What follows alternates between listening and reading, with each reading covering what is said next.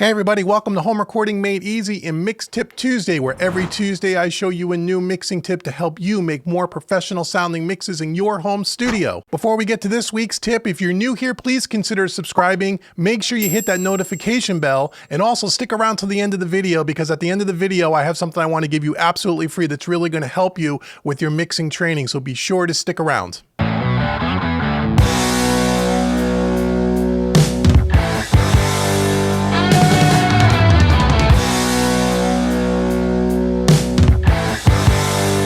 Okay everyone, welcome to Mix Tip Tuesday, and this week we're going to take a look at the Pipeline XT plugin by PreSonus.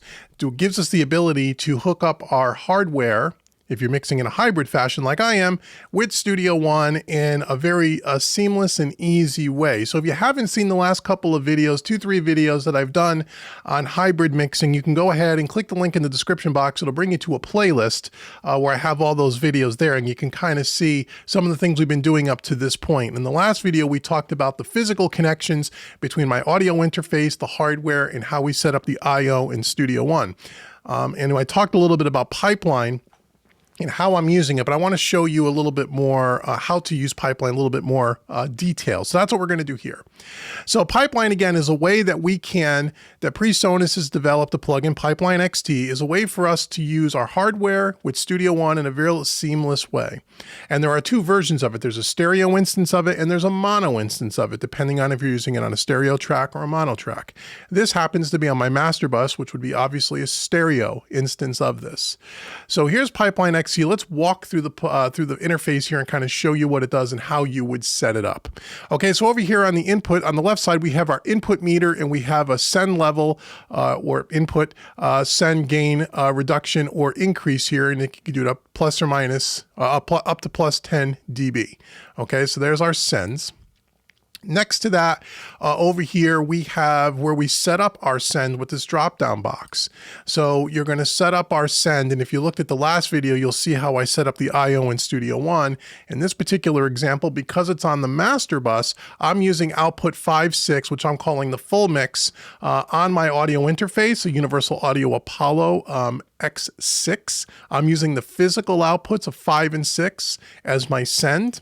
Okay, and then if we go all the way over to the right here, you'll see where we have to set up the return, and you can see here it's set up as 5.6 as well. These again are set up in the I/O section of Studio One. You can go check the last video. So I have it going sending 5.6, returning 5.6, okay? Physical outputs on the interface. In between that, we have a thing here where we can name this. I named mine Mix Bus Chain, but you can name it whatever you want. If it was a specific piece of gear, you can name it that piece of gear, whatever makes sense to you. And then to the right, we have our return level. And again, we can increase the return up to 10 dB. Okay, we also have a phase flip here, and then down here we have a mix knob, which allows you to do, I guess if you were going to put this on, let's say, like a parallel drum compression chain, and you were going to run it through a compressor and squash it really heavily, you can kind of dial it in like a parallel compression type of a thing. But for my use, I always keep it on all the way over to the fully processed signal, but just so you know what that is. Okay, along the bottom here, we have this little PreSonus symbol, and by clicking on this will change the color of the interface here, which is pretty cool. So if you have several instances of this set up across your mix on different tracks or different buses, you can identify them a little more easily by changing the color right there. You can also zoom in on the audio waveform here. If I were to play back this audio here, you can zoom in on it if you want to see it a little bit more clearly. Here we have the difference between the inputs, and there's the two input return, send and return. Okay. We also have a sensitivity of how we want this, how we want to see this kind of thing moving. So you can adjust that as well. Just the visual thing. Okay. Next to this here, this will this will be a scope mode where this will actually ping it, and we'll talk about this in a second. This does the same thing as we're going to do up top here. We'll show this in a second. Here we have, this is really nice. We have the ability to write some notes here. So this is great for recall purposes. So let's say on this master bus, my master hardware chain has 3 different 500 series modules. Let's say the compressor, we didn't have the compressor on for this version of the mix. We turned off the compressor for whatever reason. We can say off or something like that. You can write some notes here, which is really cool. You don't have to take extra notes for recall purposes. And whenever you're using hardware, recall is always the issue. How do you easily recall things? How do you know where things were set if you want to jump from one mix to another? This is one way you can add some notes. You can also add a photo of your actual, take a picture of the actual settings on the hardware and then import it. You can email it to yourself or airdrop it to yourself, and you can just drag it in here and it'll blow up a picture of the actual, I didn't do that here and I apologize for that, but it'll blow up a picture of the actual settings on the hardware, which is very, very useful. Very useful. So again, you don't have to take pictures and keep extra files or write down notes. You could do it all within Pipeline XT, which is really, really cool. Okay. Now along the top here, when you first set this up, and I always set this up on the master bus as my first insert.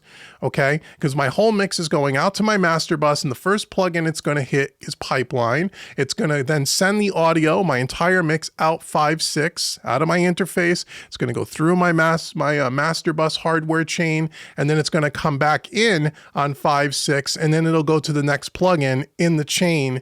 If whatever you have there, I happen to have a reference plugin, but let's say you had an EQ or a tape machine or whatever you wanted to have, it'll go right from Pipeline right to your next plugin. So this works just like a plugin, which is really, really cool. Okay. So when you put it as first on the, when you put it as the first insert, the first thing you do is set up your sending your return like we've already talked about. Now, before you get started, what we want to do here is we want to click this little wrench here. What this is going to do is this is going to show you, we can turn up, could zoom it in here.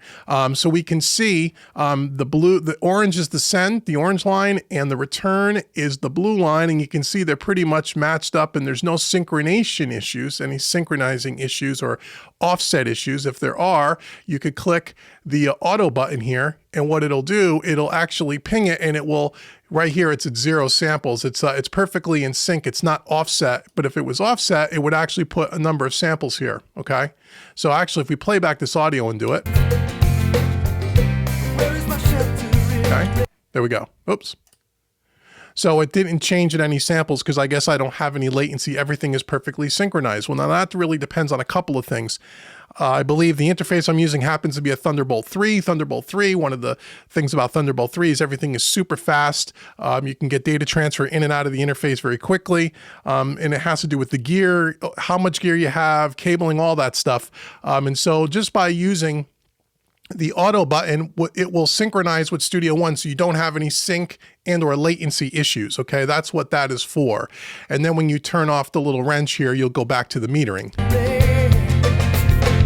Well, okay, just so you know that. So if you're ever on, so when you first set this up, first thing you want to do is click the wrench.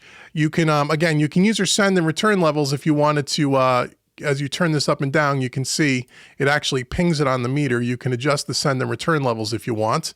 Or again, if you see things are out of whack, you just want to hit the offset here, and that's going to, it'll change here in the sample window if it needs to be changed.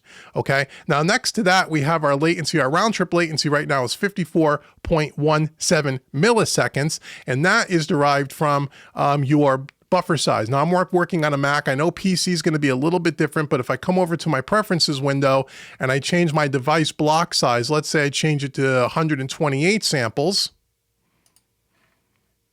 Now you're going to see that this the latency reduces to 36.76 milliseconds.